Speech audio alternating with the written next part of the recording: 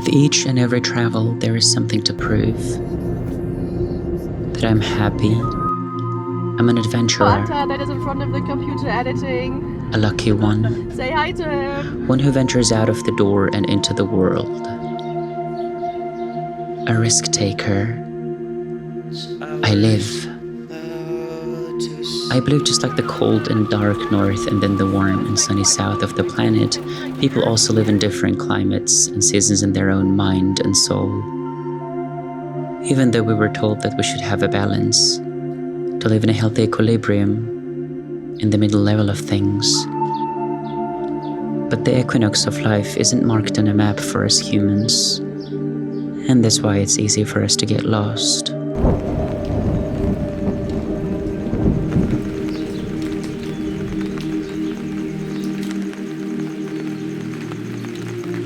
But I yet haven't witnessed any place like the Spanish South, where the cold and warmth get mixed under one green flag, duality coexisting.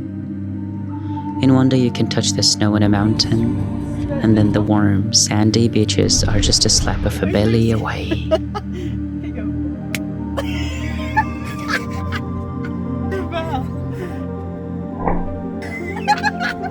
I love that. This is what I mean. That's so cute. You have to send that to me. I love my belly. And now done with the dramatic entry, let me take you on a 5-day journey to the land of Andalucía. A small geographical paradise in Spain of Earth. Now you have to repeat the same way. Deberíamos ser nómadas.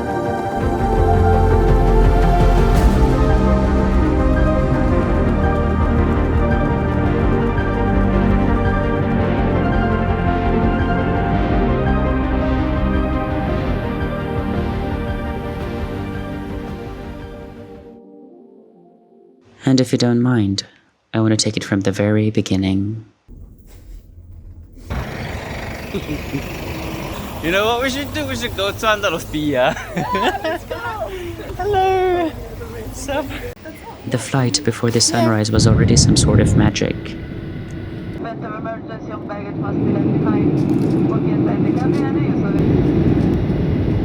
We land and head to the car rentals, but I do want to include the memory of this lady here. Her jacket worn inside out, both her voice and her presence trembling as she's explaining how her mom got a heart attack and now she has to return the car back early. I overheard her, and I instinctively wanted to give her a hug. I once gave a stranger a hug in the street because they looked at me and I looked at them, and I thought we had to come to an understanding that we should give each other a hug. It did not go well. One of my cringest memories. Being weird is not easy, although it's fun.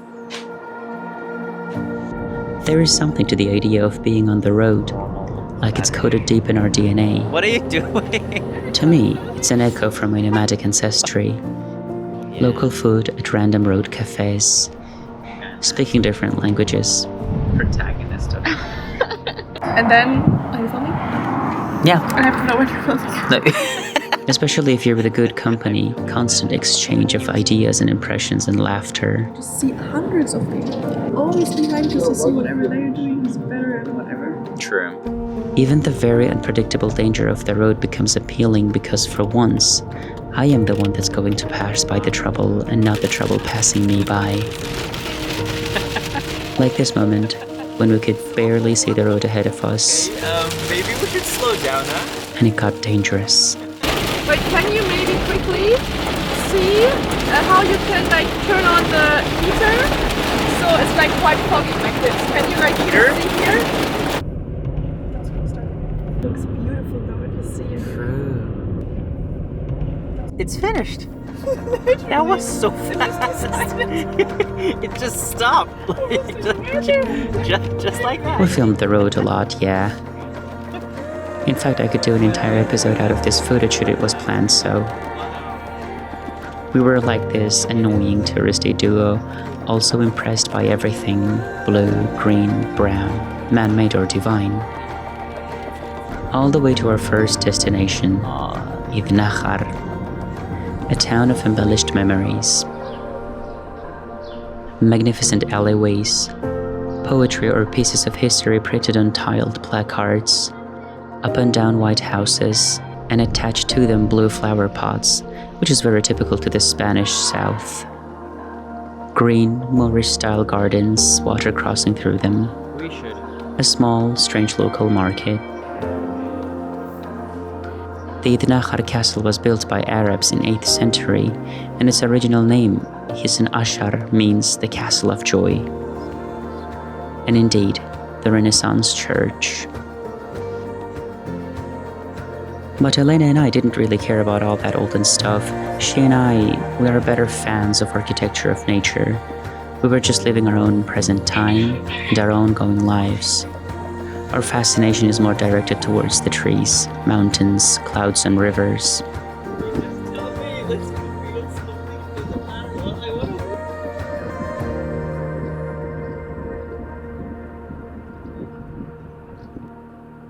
We hit the road again, excited for the next stop on our itinerary, but with a glitch. My drone stops flying mid-air, like if it's stuck, I can see the screen fly sideways but not ahead. Don't worry. Weird. There we are.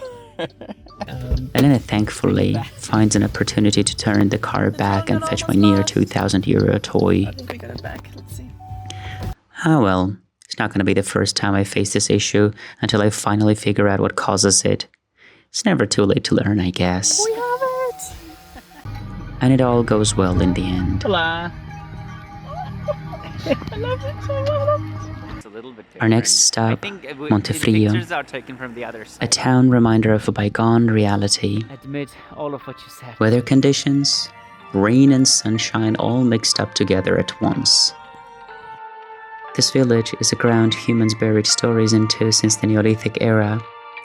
Can you imagine? There were people here since 4500 BC. Yes, right here. In this very terrain they walked. Right here, sure, but just not now. What? The rest of the hour, we just let ourselves be and believe we are indeed there where we were. A girl from Germany and a guy from Turkmenistan exploring Spain. Talk about the path and the incredibility of it with strange intersections, roundabouts, accidents and blockages and whatnot. Then indeed, finally the food, with good deserving amount of olive oil on it.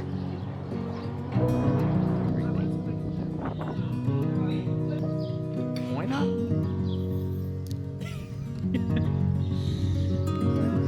It's too manipulative, Like bro. dog's eyes were like... Yeah. Muchas gracias. Qué rico fue el cordero, ¿eh? ¿Sí? De verdad, Gracias. me gustó mucho.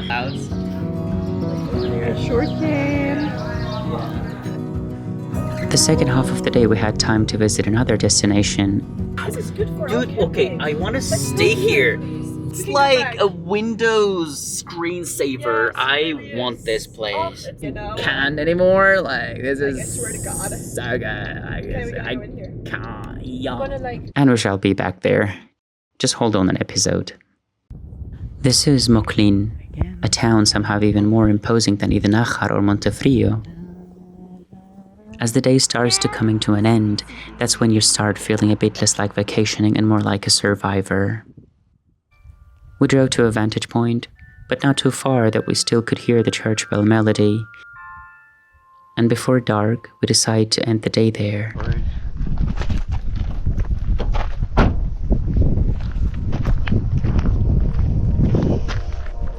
Yeah. Scouring for a place to tent isn't as easy as it might seem at first. You have to consider many factors such as the even ground, its softness, how visible you are to the public, probability of rain, wind, animals, and the list goes on. So it takes us a while to find it. Honestly, that's exactly why camping is therapeutic.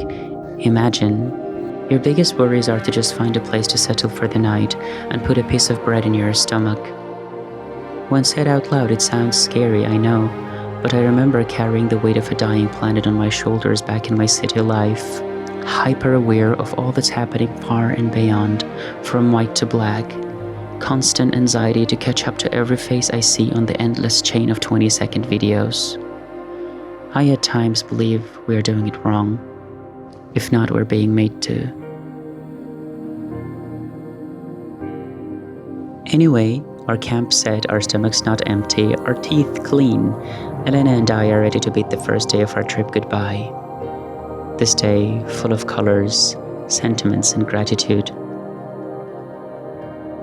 And tomorrow, well, we shall see what it brings. We bid you a good night for now, passenger. See you tomorrow.